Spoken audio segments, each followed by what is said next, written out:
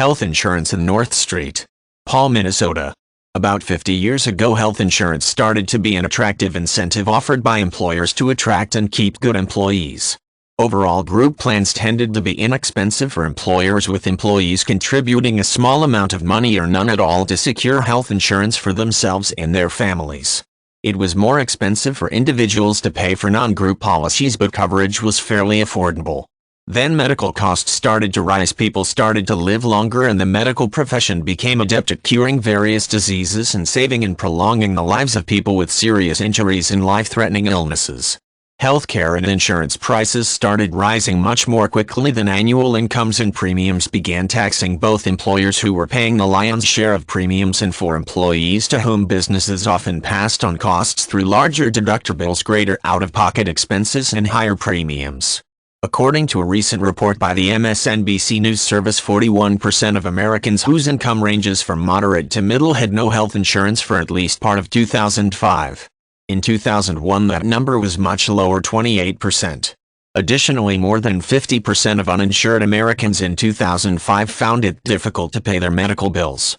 Another alarming statistic: 28% of Americans in 2005 had no health insurance, while 24% had none in 2001. So what should a person do if they don't have any health insurance, or if they have a choice between a cheap discount plan that does not cover core expenses and an affordable plan that may cost a bit more but also provides much better coverage? According to data from the U.S. Centers for Disease Control and Prevention, the majority of people who are not covered for important screening tests such as a mammogram, colon cancer screening, or a SOT test will not undergo those exams.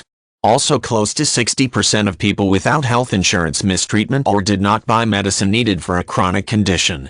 All of these figures point to one thing: people who lack health coverage for essential services are often unable to pay for those services, putting them at greater risk for developing new or exacerbating existent health conditions.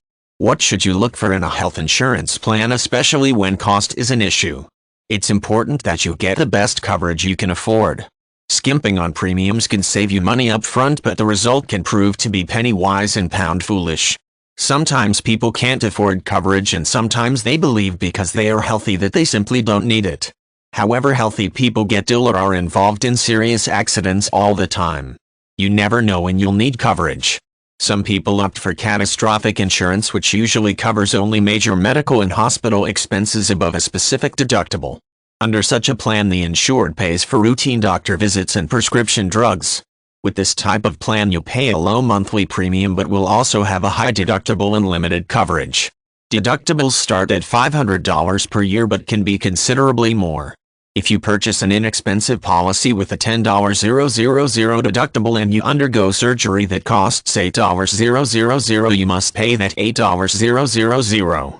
If your surgery costs $12,000, you will owe $10,000. One insurance company offers a plan that costs $29 per month for a 21-year-old non-smoking female. There's a yearly $250 deductible and $2,500 in out-of-pocket expenses that the insured must pay before the policy kicks in. Hospital, surgical, and X-ray expenses are covered, but other costs such as doctor visits, prescription drugs, maternity care, and mental health care are not included. There's a lifetime maximum of $1 million. It's certainly a bargain if you don't plan on going to the doctor very often. To enroll in a plan that will cover doctor visits, prescriptions, maternity expenses, and more could easily cost $400 per month, a jump of $371 every 30 days for a total cost of $4,800 per year. Group health insurance plans, which you can usually enroll in through your employer union or guild, are the best buy. Individual plans, especially those that offer comprehensive coverage, can be crippling to many people's pocketbooks. When buying health insurance, it's important to shop around. Your choice of what type of plan you purchase will be determined by what you can afford and what you need as far as insurance is concerned.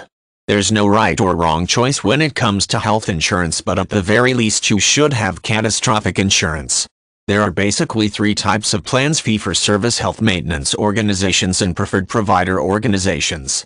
Fee-for-service plans offer the most choice regarding doctors and hospitals, but they often involve quite a bit of paperwork and are the most expensive. If you're willing to give up some or a lot of choice, do less paperwork, and save some money on premiums, then either a HMO or a PPO is for you. HMO offers the least amount of choice, involves copays, has the least amount of paperwork, and is the cheapest of the three types of insurance. A PPO combines some elements of fee-for-service and a HMO. You'll have more choice than you would with a HMO but less than you would with a fee-for-service plan. It tends to be more expensive than a HMO but less expensive than fee-for-service. All three types of insurance have some aspect of managed care which determines how much healthcare you can use attached to them, with fee-for-service having the fewest restrictions and a HMO being restricted the most. What are the total deductible and out-of-pocket expenses per year? What are the pre-approval procedures for seeing specialists, undergoing a procedure, or being given a test?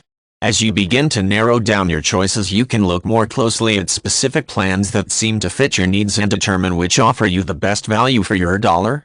America has one of the finest healthcare systems in the world and one of the most complex health insurance systems across the globe. Often they seem to be at odds with one another, unable to communicate and work together. That can be one of the most frustrating parts of anyone's foray into the world of healthcare professionals, hospitals, and health insurance companies.